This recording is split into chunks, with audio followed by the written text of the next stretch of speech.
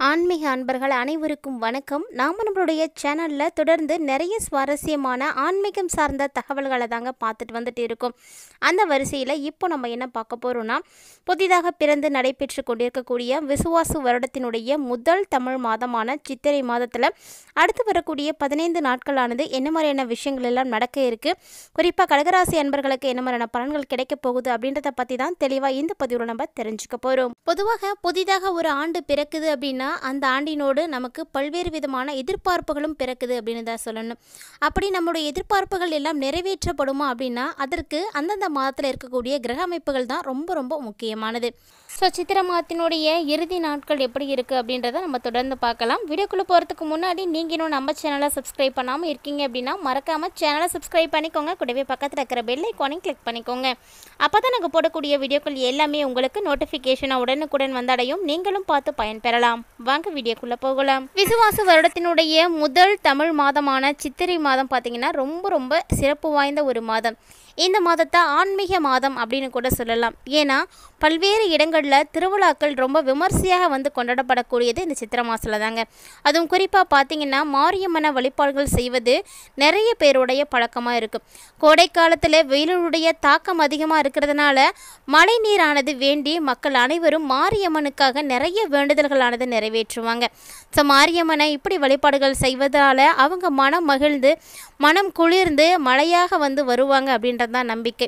So இந்த வரிசையில் உங்களுடைய ஊரில் என்ன மாதிரியான திருவிழாக்கள் எல்லாம் இந்த சித்திரை மாதத்தில் நடக்கும் அப்படின்றத பற்றி மறக்காமல் வந்து கமெண்ட் பண்ணுங்கள். ஸோ சித்திரை மாதத்தில் கடகராசி நேயர்களுக்கு என்ன மாதிரியான பலன்கள் கிடைக்க போகுது அப்படின்னு பார்த்தீங்கன்னா, இந்த மாதம் உங்களுடைய தைரியம் தன்னம்பிக்கை இது ரெண்டுமே வந்து குறையக்கூடிய ஒரு மாதமாக தான் இருக்குது. ஸோ அப்போ எல்லா விஷயத்துலையும் நீங்கள் எப்படி இருக்கணும்னா கவனமாக வந்து இருக்கணும். எதை செய்கிறதா இருந்தாலும் முதல்ல அதை வந்து சரியான முறையில் திட்டமிடணும். நீங்கள் திட்டமிட்டு செஞ்சீங்க அப்படின்னா மட்டும்தான் உங்களால் சக்ஸஸ் பண்ண முடியும். ஒரு சில நேரங்களில் நீங்கள் திட்டமிட்டு செய்யக்கூடிய விஷயங்களை கூட செயல்படுத்த முடியாமல் கூட போகலாம்.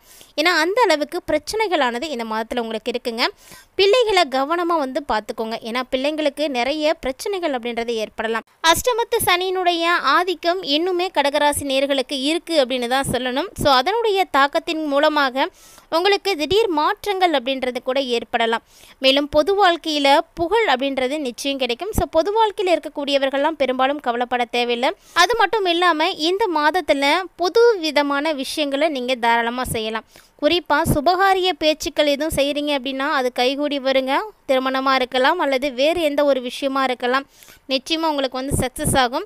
அது மட்டும் இல்லாமல் இந்த டைமில் ஆன்மீகத்தில் உங்களுக்கு நாட்டம் அதிகமாகவே வந்து இருக்கும் அப்படின்னு சொல்லப்படுது. ஸோ கிட்டத்தட்ட பார்த்தீங்கன்னா இந்த சித்திரை மாதமே ஆன்மீக மாதம் தான். அதுவும் கடகராசி நேயர்களுக்கு இன்னும் ஆன்மீகத்தில் அதிக அளவு நாட்டங்கள் அப்படின்றது உருவாக போகுது. இப்படி பல்வேறு வகைகளில் கடகராசி நேயர்கள் நிறைய விஷயங்களில் நல்ல ஒரு பலன்களை தான் பார்க்க போகிறீங்க. அதாவது இந்த காலகட்டங்களில் உங்களுடைய தைரியம் தன்னம்பிக்கை எவ்வளவு வந்து கூட போகுது அப்படின்னா, சித்திரை மாதத்தில் பொறுத்த வரைக்கும் கடகராசியில் தான் செவ்வாய் நீச்சம் பெறாரு. ஸோ செவ்வாய் நீச்சம் பெற்று சஞ்சரிக்கக்கூடிய இந்த ஒரு நேரத்தில் தான் உங்களுடைய தைரியத்தையும் தன்னம்பிக்கையும் வந்து குறைக்கிறாருங்க. செவ்வாய் பகவான் நீச்சம் அடைகிறது அப்படிங்கிறது கடகராசினியர்களை பொறுத்த வரைக்கும் அவ்வளவு நல்லது கிடையாது. ஸோ இந்த ஒரு நேரம் தான் உங்களுக்கு வந்து இது எல்லாத்தையும் வந்து குறைச்சி கொடுக்குது. அஷ்டமத்து சனியினுடைய ஆதிக்கமும் இன்னும் வந்து இருந்துட்டு தான் இருக்குது. அதனால் திட்டமிடுதல் அப்படிங்கிறது உங்களுக்கு ரொம்ப ரொம்ப முக்கியமான ஒன்று அப்படின்னு தான் சொல்லணும். ஏதாவது நீங்கள் பாட்டுக்குள்ளே செஞ்சுக்கலாம், சாதாரணமாக வந்து செய்யலாம் அப்படின்லாம் எந்த ஒரு விஷயத்தையும் நினைக்காதீங்க. ஏன்னா சனி பகவானுடைய ஆதிக்கம் அதிகமாக இருக்கக்கூடிய இந்த ஒரு நேரத்தில் உங்களால் எந்த ஒரு விஷயத்தையுமே வந்து செய்ய முடியாது. சனி கிரகம் என்ன மாதிரியான விஷயங்களை செய்ய வைக்கிறாரோ அதை மட்டும்தான் உங்களால் செய்ய முடியும். ஸோ சரியான பிளானிங் அப்படின்றது நிச்சயமாக அந்த டைமில் உங்களுக்கு தேவைப்படுது. ஒரு சிலருக்கெல்லாம் பார்த்தீங்கன்னா திடீர்னு மாற்றங்கள் அப்படிங்கிறது ஏற்படும். இந்த திடீர் மாற்றங்கள் எப்படி இருக்கும் அப்படின்னா உங்களுக்கு மன குழப்பத்தை ஏற்படுத்தி கொடுக்கும். மனதில் ஒரு விதமான சஞ்சலங்களை வந்து அதிகரிக்க செய்யும். அடுத்து என்ன நடக்குமோ அப்படின்ற ஒரு பதட்டத்தை வந்து கொடுக்கும். ஸோ கடகராசி நேயர்களை சொல்லப்போனால் கொஞ்சம் கவனமாக இருக்கணுங்க. பிள்ளைகள் வழியிலெல்லாம் நீங்கள் ரொம்ப ரொம்ப கவனமாக இருக்கணும். அவங்கள உங்களுடைய மேற்பார்வையிலே வச்சுருங்க. தனியாக எங்கேயும் விடுறது இல்லை வேறு வெளியூர்களுக்கு அனுப்பி வைக்கிறது, இந்த மாதிரியான தவறுகளை எல்லாம் கடகராசினியர்கள் பெரும்பாலும் வந்து இந்த டைமில் வந்து செய்யாதீங்க. சித்திரை மாதத்தினுடைய கிரக அமைப்புகள் உங்களுக்கு அப்படி இருக்குது. ஸோ பிள்ளைகளை உங்களுடைய கண் பார்வையிலே வந்து வச்சுக்கோங்க. அதுதான் உங்களுக்கு நல்லதும் கூட.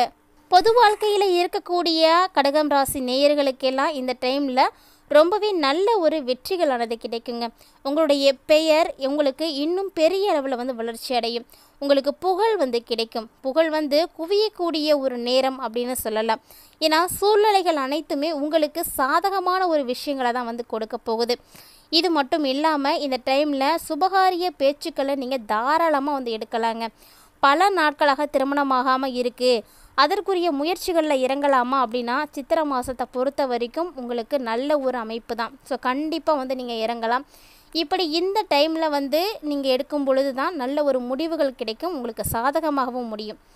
எப்போதுமே நமக்கான நல்ல நேரம் உருவாகுது அப்படின்னா அதை தான் நம்ம பயன்படுத்திக்கணும். நேரம் மாறும் பொழுது நம்ம அதனால் எந்த விதமான ஈடுபாடுகள் கொடுத்தாலுமே கூட உங்களுக்கு செயல் வடிவம் பெறுவது அப்படிங்கிறது சாத்தியமில்லாதது. ஸோ கண்டிப்பாக நீங்கள் நமக்கு நேரம் நல்லா இருக்கும் பொழுது என்னென்ன விஷயங்களை செயல்படுத்தணும் அப்படின்னு நினைக்கிறீங்களோ அதெல்லாம் வந்து செய்துக்கணும். நேரம் தவறி நீங்கள் செய்கிறதுனால எந்த ஒரு புண்ணியமுமே வந்து கிடையாது. அது மட்டும் இல்லாமல் இந்த டைமில் உங்கள் கூட வேலை செய்யக்கூடிய பணியாளர்கள் இருக்காங்க பார்த்தீங்களா, அவங்களுடைய ஒத்துழைப்பு உங்களுக்கு நல்லாவே இருக்குங்க. எப்போதுமே ஒரு இடத்துல நம்ம வேலை செய்கிறோம் அப்படின்னா கூட வேலை செய்யக்கூடியவர்களும் நல்லவர்களாக இருக்கணும், நல்ல நிலையில் வந்து நம்ம இருக்கணும், நல்ல பழக்க வழக்கங்களோடு இருக்கணும். அப்போ தான் நாமளும் வந்து சேர்ந்து வந்து முன்னேற முடியும். அந்த மாதிரி தான் கடகராசி நேயர்களுக்கு இந்த டைம் வந்து ரொம்பவே சூப்பராக இருக்குங்க. ஸோ அவங்களால உங்களுக்கு நிறைய அளவில் ஒத்துழைப்புகள் வந்து கிடைக்கும்.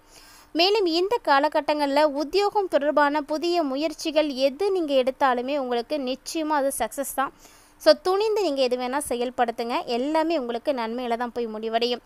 மேலும் இந்த காலகட்டங்களில் பிள்ளைகளால் உங்களுக்கு பெருமை உண்டாக போகுதுங்க. உங்களுடைய பிள்ளைகள் ஏதாவது ஒரு விஷயத்தில் சாதனை புரிய போகிறாங்க, சாதித்து காட்டக்கூடிய நேரமாக வந்து இருக்குது. அவங்களுடைய சாதனை உங்களை பெருமையில் போய் ஆழ்த்த போகுது. உதாரணத்துக்கு நல்ல கல்வி பயிலக்கூடிய மாணவர்களாக இருக்காங்க அப்படின்னா தேர்வில் முதல் மதிப்பெண்கள் வந்து பெறத்துக்கான சான்ஸ் இருக்குது. இல்லை விளையாட்டுத்துறையில் சிறப்பாக வந்து விளையாடக்கூடிய பிள்ளைகளாக இருக்காங்க அப்படின்னா அவங்களும் வந்து சாதிக்கக்கூடிய ஒரு நேரம் தாங்க. விளையாட்டு மட்டும் கிடையாது, கலை சம்பந்தப்பட்ட எந்த துறையில் இருக்கக்கூடிய பிள்ளைகளாக இருந்தாலுமே கூட அவங்க நிச்சயமாக வந்து வெற்றி பெற போகிறாங்க. அந்த வெற்றி தான் உங்களுக்கு மிகப்பெரிய பெருமையை வந்து சேர்த்து கொடுக்க போகுது. இன்னார் வீட்டு பிள்ளை அப்படின்னு சொல்லும் பொழுது உங்களுக்கு அவ்வளவு மகிழ்ச்சியானது கிடைக்குங்க. ஏன்னா அந்த அளவுக்கு பிள்ளைகளுடைய பெருமை உங்களுக்கு வந்து நல்ல ஒரு முன்னேற்றத்தை வந்து கொடுக்கும் அப்படின்னு சொல்லலாம். மேலும் இந்த டைமில் பொருளாதாரத்தில் நல்ல ஒரு ஆதாயமும் வந்து இருக்குது. ஆண்டினுடைய தொடக்கமே பார்த்திங்கன்னா உங்களுக்கு சூப்பராக தான் இருக்குது. ஸோ அதாவது சித்திரை மாதத்தில் 10/5/2025 வரைக்குமே குரு பகவானுடைய வீட்டில், அதுவும் குரு பகவான் லாப வீட்டில் வந்து இருக்கிறதுனால செல்வம் செல்வாக்கு எல்லாமே உங்களுக்கு கூடி தான் வந்து இருக்கும். ஸோ அதனால் பயப்படாதீங்க. இந்த விஷயங்களை தவிர வீடு மற்றும் வாகனம் சார்ந்த விஷயங்களும் உங்களுக்கு நல்லாவே இருக்குது. அதாவது புதுசாக வீடு வாங்கணும் இல்லை வாகனம் வாங்கணும் அப்படின்லாம் நினைக்கிறீங்களா, அதற்குரிய வாய்ப்புகள் இந்த டைமில் உங்களுக்கு வந்து கிடைக்குங்க. ஸோ சரியான முறையில் அந்த வாய்ப்பை நீங்கள் பயன்படுத்திக்கோங்க. கிடைக்கக்கூடிய வாய்ப்புகளை நல்ல முறையில் வந்து பயன்படுத்திக்கிறது அப்படிங்கிறது ரொம்பவே புத்திசாலித்தனம். இந்த ஒரு விஷயத்தை கடகராசி நேயர்கள் இந்த காலகட்டங்களில் கண்டிப்பாக வந்து செயல்படுத்துங்க. இன்னும் உங்களுக்கு கூடுதலான பலன்கள் கிடைக்கும். சொத்துக்களுடைய சேர்க்கை வந்து இருக்குது. புதுசாக ஒரு வண்டி வாங்குகிறோம் அப்படின்னு வச்சுக்கிட்டிங்கன்னா கூட அதுவுமே நம்மளுடைய வீட்டுக்காக நம்மளுடைய சொத்துக்களில் ஒன்றாக தான் நம்ம வாங்குகிறோம் இல்லையா. ஸோ உங்களை பொறுத்த வரைக்கும் எல்லா வகையிலுமே இந்த சித்திரை மாதத்தில் மீதி இருக்கக்கூடிய நாட்கள் சிறப்பான பலன்களை தான் கொடுக்க இருக்குது. ஸோ எந்த ஒரு கவலையும் இல்லாமல் நீங்கள் துணிந்து வந்து செயல்படுங்க. உடல் ஆரோக்கியமும் உங்களுக்கு சிறப்பாகவே இருக்குங்க. பெரிய அளவில் பாதிப்புகள் அப்படின்றத நீங்கள் கட்டாயமாக வந்து பார்க்க மாட்டீங்க. இருந்தாலுமே கூட கடகராசி நேயர்கள் அஷ்டமத்து சனியினுடைய ஆதிக்கம் இன்னமும் உங்களுக்கு இருக்கிறதுனால தொடர்ந்து சனி பகவான வழிபாடுகள் வந்து செய்யுங்க. சனீஸ்வர பகவான வழிபாடுகள் செய்யும் பொழுது உங்களுக்கு அவர் மூலமாக ஏற்படக்கூடிய தாக்கங்களானது குறையும்.